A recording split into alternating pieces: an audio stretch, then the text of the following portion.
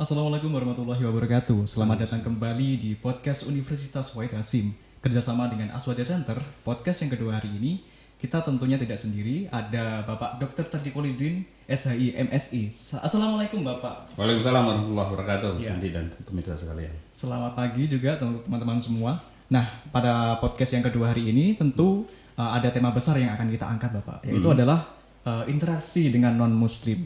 Nah, kebetulan nih Bapak Tadikolidin hari ini juga sangat representatif untuk membicarakan tema ini. Kita bisa mendengar Bapak profil dari Bapak Tadikolidin itu sendiri bagaimana? Ya, terima kasih teman-teman sekalian yang saya hormati.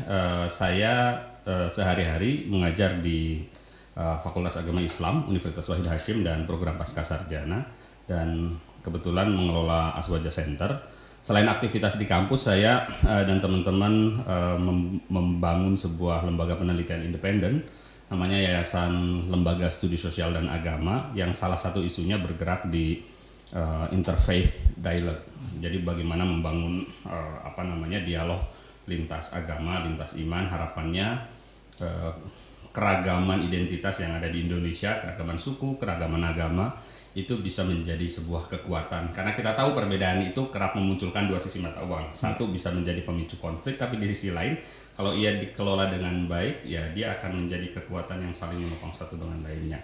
Ekspektasi itu yang saya kira menjadi harapan kita bersama, ya, karena bangsa Indonesia adalah bangsa yang sangat majemuk. Dan secara background akademik, kebetulan saya itu tumbuh di lingkungan kampus yang berbeda. Saya kuliah S1 di UIN, yang sekarang UIN ya, YIN Wali Songo atau UIN Wali Songo. Sekarang saya kemudian melanjutkan program magister dan doktoral di UKSW, Universitas Kristen Satya Wacana.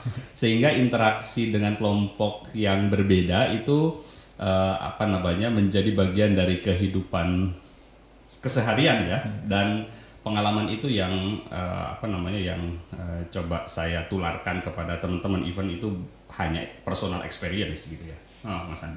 Ya, mungkin kalau kita berbicara tentang keragaman, tentang toleransi, itu semacam keniscayaan kalau kita melihat bagaimana realitas masyarakat Indonesia yang beragam dari sisi agama, budaya, dan juga mata pencaharian kita.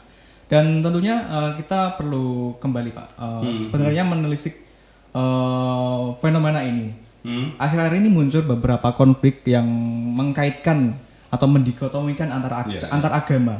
Misalkan kalau kita melihat isu-isu yang kontemporer ini, seolah-olah agama antar satu sama lain itu memiliki perbedaan yang tidak boleh disatukan. Nah, kita perlu bertanya kepada Bapak Tadikolidin, sebenarnya bagaimana sih kalau dalam kata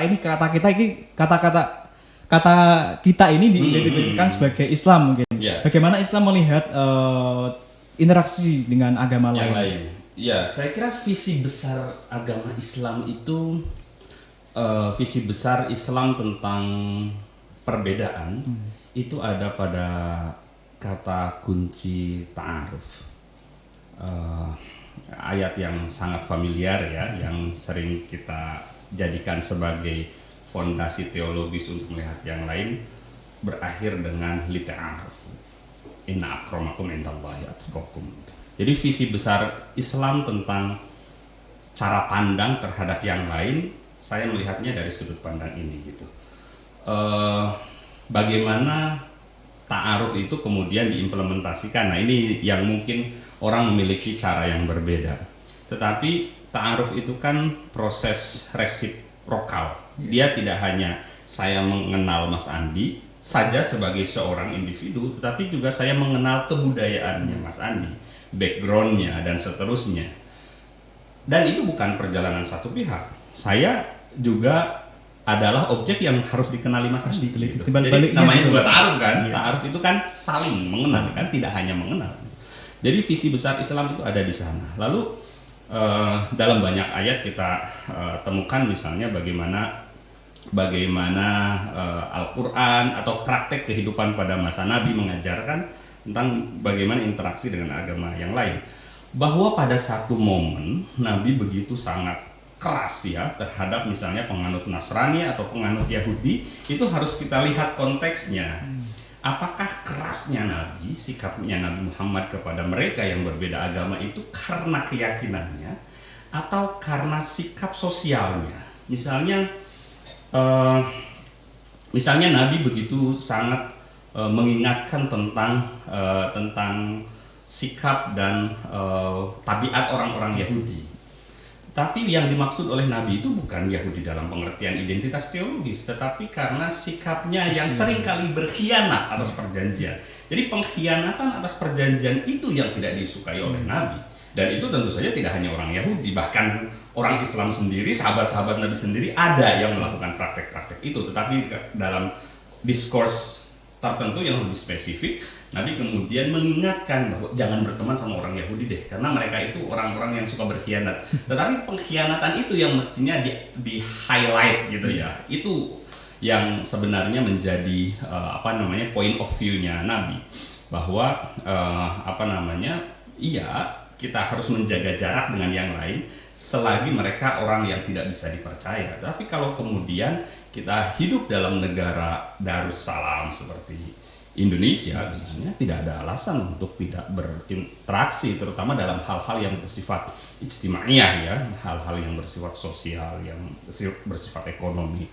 Nabi juga melakukan itu kan, melakukan kerjasama dagang, kerjasama ekonomi dengan orang-orang non-muslim gitu ya. Ya, menarik ya teman-teman kalau kita melihat tadi penjelasan dari Pak Teddy, ternyata interaksi antar agama itu sangat dimungkinkan terjadi apabila memang kebutuhan kita saling mengisi, kebutuhan ekonomi, kebutuhan sosial, dan kebutuhan yang lain yang tidak bisa, yang mungkin belum bisa kita penuhi secara mandiri. Dan kata mengkhianati dari sebuah sabda Nabi sendiri juga harus digarisbawahi. Bagaimana sih yang dimaksud dengan mengkhianati itu sendiri. Dan kemudian kalau tadi kan kalau kita melihat dari sisi agama Islam atau dari sisi internal kita, Pak Teddy juga pastinya sering berinteraksi dengan agama lain pastinya ya. Betul. Bagaimana sih Pak cara pandang agama lain dalam melihat agama Islam itu sendiri? Ya, Mas Andi. Jadi salah satu yang mungkin sangat familiar dalam tradisi Katolik misalnya ada ungkapan extra ecclesia nulla salus, artinya tidak ada keselamatan di luar gereja. Ini doktrin yang seringkali dimaknai secara eksklusif bahwa hanya yang meyakini iman terhadap Kristus sajalah yang akan masuk surga. Kira-kira seperti itulah ya kalau kemudian disederhanakan dengan bahasa common sense gitu. Artinya tidak ada keselamatan di luar yang mereka yakini, sehingga itu kemudian menjadi semacam alasan untuk membangun superioritas kami dan mereka. Nah, kami masuk surga, mereka masuk neraka. Nah, tapi dalam perkembangannya, jadi ada kelompok yang memang memegangi penuh ajaran itu tentang kami yang superior dan yang lain yang inferior. Tetapi lambat laun juga ada perubahan paradigmatik pada sekitar tahun 1965. Itu ada namanya Konsili Vatikan kedua yang secara fundamental mengubah perspektif atau paradigma ajaran Katolik, terutama terhadap orang-orang di luar Katolik, baik Kristen maupun Islam. Salah satunya mereka memberikan semacam pandangan yang positif bahwa orang-orang atau para penganut agama di luar Katolik itu juga memiliki nilai-nilai baik. Mereka menyembah Tuhan, mereka menghormati Bunda Maria atau Sti Mariam dan yang lain-lainnya, menjalankan kebaikan, percaya hari akhir, dan seperti itulah di dalam doktrin Konsili Vatikan. Nah, tapi secara umum kalau kemudian pertanyaan pertama dan kedua kita sambungkan, kita ringkas, begini, pada dasarnya setiap kelompok sosial termasuk agama di dalamnya itu potensial melahirkan orang-orang yang punya pemahaman eksklusif, inklusif, atau transformatif. Eksklusif itu misalnya yang tadi saya sampaikan, extra ecclesia nulla salus dalam bahasa Latinnya, bahwa ada banyak agama tapi yang benar dan yang superior, yang paling tinggi itu yang punya saya aja, yang lain nggak benar lah, kira-kira seperti itulah. Yang kedua, bahkan tidak hanya tidak benar, tapi tidak ada kebaikan sedikit pun dari teologi atau ajaran agama yang diyakini oleh orang lain. Inklusif itu satu level lebih tinggi. Dia seperti eksklusif, tapi sudah mulai menerima keterbukaan bahwa yang lain juga ada baiknya, bahwa orang-orang yang berbeda imannya dengan saya juga melakukan praktek-praktek kebaikan. Nah, lalu yang ketiga ada yang tidak hanya melihat kebaikan, tetapi ayo kita hidup bersama gitu. Itu yang saya sebut sebagai transformatif itu. Jadi visi beragama di negara-negara atau wilayah di mana keragaman itu sedemikian kaya, saya kira tidak cukup hanya kita bertetangga dan kita tidak saling mengganggu. Idealnya kita bertetangga, ayo kita kerjakan bareng-bareng apa yang bisa kita kerjakan bersama-sama. Nah, konteks pandemi ini saya diingatkan. Konteks pandemi ini membuka ruang bagi kita untuk untuk melahirkan sebuah dialog praksis yang lebih nyata. Kalau Paul Nitter, seorang teolog itu, dia bilang ada yang disebut sebagai common suffering. Jadi pandemi ini adalah common suffering atau penderitaan bersama gitu, penderitaan bersama kita. Kalaulah kita berbeda secara iman dan secara doktrin, ayo kita cari titik bersamanya. Titik bersamanya apa? Keprihatinan kita kepada pandemi, kepada kesulitan gitu ya, kesulitan manusia. Karena apa? Karena orang yang berbeda agama dan berbeda identitas, apapun keyakinannya, dia akan melihat bencana sebagai keprihatinan universal. Kita disatukan di sana sebenarnya. Jadi pandemi ini selain tentu melahirkan keprihatinan gitu ya, tapi di sisi lain sebenarnya adalah momen yang pas untuk membangun kebersamaan secara universal. Dan agama-agama saya kira sudah saatnya untuk menunjukkan social accountability-nya, tanggung jawab sosialnya dan moral accountability-nya dalam bentuk merespon dan bersama-sama tanpa sekat gitu ya, membantu satu sama lain tanpa pandang bulu. Karena kan tidak mungkin juga kita misalnya mengumpulkan bantuan lalu bantuan itu secara segmented kita serahkan kepada orang yang seagama saja misalnya. Itu orang lapar itu kan tidak mengenal agama gitu.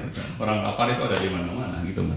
Ya, jadi 3 perspektif tadi ya, ada 3 ada inklusif. Yang pertama ada eksklusif, inklusif dan transformatif. Apakah 3 nilai ini juga kalau kita balik lagi kepada podcast sebelumnya kan kita juga membahas tentang tawazun, tawasud, tasamuh dan i'tidal. Dan yang terakhir ada tingkatan yang paling final yaitu adalah tasawuf. Apakah juga nilai-nilai yang tadi saya sebutkan juga termasuk dalam kategori 3 nilai tadi, Pak? Ya betul. Jadi mungkin dalam inklusif ada tasamuh, dalam transformatif ada tasamuh gitu ya. Nah sebenarnya kalaupun kita memiliki cara pandang yang eksklusif, saya kira itu juga sesuatu yang menjadi hak seseorang gitu ya. Asal eksklusivisme itu tidak kemudian menihilkan sisi kemanusiaan. Nah, jadi kalau saya punya cara pandang eksklusif dalam beragama misalnya, ya saya kira itu adalah hak saya sebagai seorang yang meyakini ajaran tertentu. Tetapi jangan karena eksklusivitas saya itu kemudian saya menganggap orang lain itu bukan manusia. Saya menganggap tetangga saya itu tidak boleh ada dan berdekatan dengan saya. Nah, saya pikir kok pada sisi itunya ya, cara pandang minimal kita terhadap agama gitu ya. Cara pandang minimal kita terhadap penganut agama yang berbeda. Betapapun kita eksklusif misalnya meyakini satu-satunya ajaran yang paling benar adalah apa yang kita yakini, tidak kemudian lantas menjadikan pandangan itu sebagai justifikasi kita untuk tidak memanusiakan yang lain gitu. Tidak humanizing human, istilah kira-kira seperti itu. Apalagi kemudian yang eksklusif, yang inklusif, yang transformatif itu sepakat dengan dasar negara kita. Jadi tidak kemudian itu menjadi justifikasi bahwa kamu nggak boleh kamu nggak boleh tinggal di sini dan seterusnya gitu. Ya, berbicara tentang agama dan kemanusiaan nih Pak. Akhir-akhir ini kita juga sering mendengar kabar yang lagi viral tuh. Ada pernyataan dari seorang YouTuber Tretan Muslim ya. Beliau menyatakan bahwasanya humanity above religion. Nah, bagaimana tanggapan Bapak terkait dengan pernyataan ini?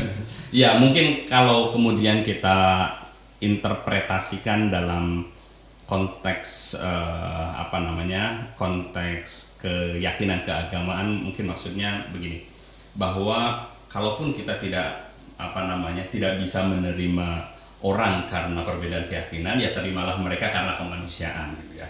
Artinya mungkin yang dimaksud adalah bahwa agama itu memang jalan yang diyakini secara personal oleh pemeluknya gitu.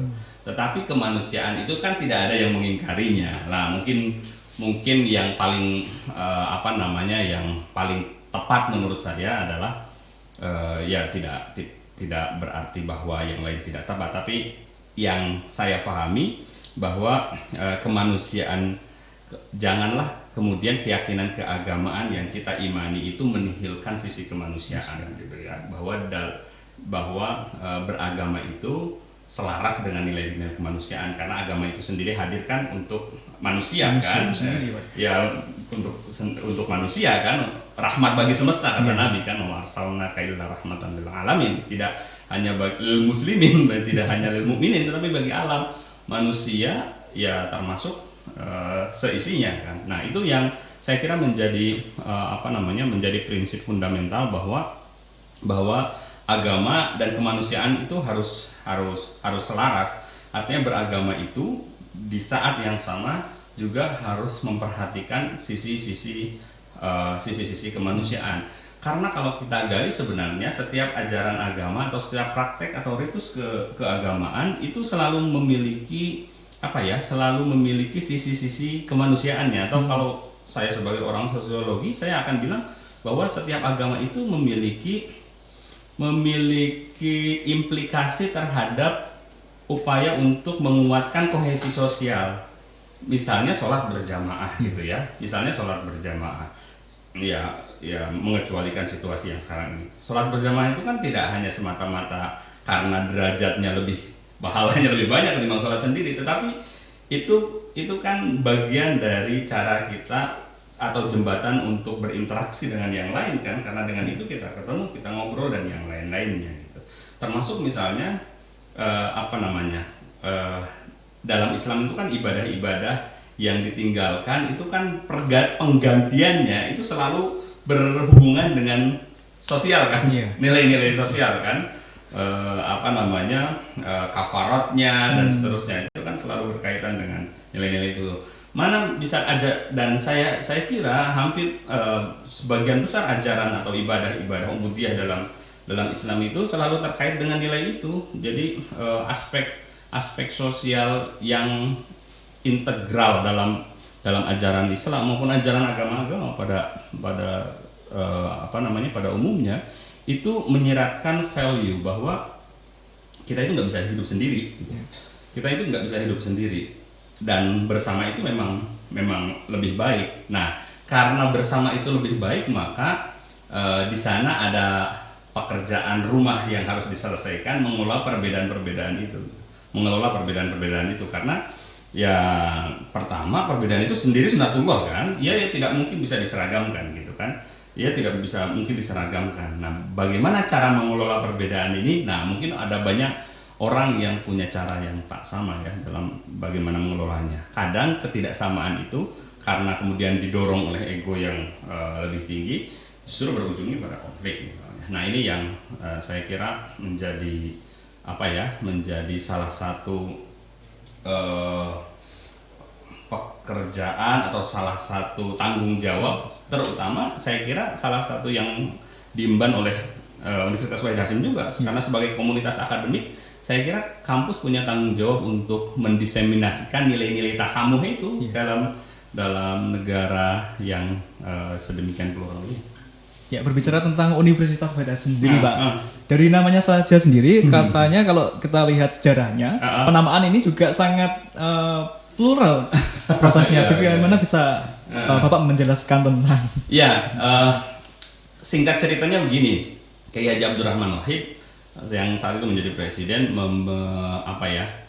mengamanatkan kepada para founder Unwahas, ya kalau bisa nggak usah pakai nama Islam atau nama Nahdlatul Ulama secara eksplisit gitu, tetapi dia ada di dalamnya gitu. isimnya boleh beda tapi musamanya harus tetap gitu. Nah, ini apa namanya yang kemudian terumuskanlah nama Wahid Hasyim gitu. Nah, di luar filosofi kenapa nama Wahid Hasyim, Kiai Haji Wahid Hasyim yang diambil bukan Kiai Haji Hasyim Asy'ari misalnya, ya saya kira itu tercatat dalam sejarah kampus ya. Tapi begini, dengan menunjukkan identitas kampus sebagai Universitas Wahid Hasyim, ada banyak hal yang saya kira bisa menjadi perenungan. Pertama, kampus ini menjadi kampus yang terbuka. Betapapun ini didirikan oleh kalangan Muslim tradisional, gitu ya. Tetapi kita tidak kemudian menutup diri bahwa hanya orang-orang Islam sajalah yang boleh berkuliah di kampus ini kan, kecuali Fakultas Agama Islam. Karena saya kira hal yang sama juga ada di Fakultas Teologi.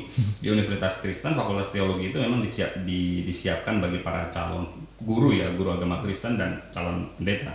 Nah, kampus ini adalah kampus yang terbuka yang siapapun bisa menuntut ilmu di dalamnya, bahwa kemudian rohnya itu adalah roh Islam Ahlus Sunnah wal Jamaah ya, tapi roh Islam Ahlus Sunnah wal Jamaah itu kan tidak kemudian membatasi, mengeksklusifkan harus orang Islam saja yang kuliah. Dan kita tahu ada banyak teman-teman yang berasal dari Papua yang kuliah di sini, ada teman-teman Kristen, ada teman-teman Katolik, saya pernah mengajar mereka, dan ada yang Hindu juga.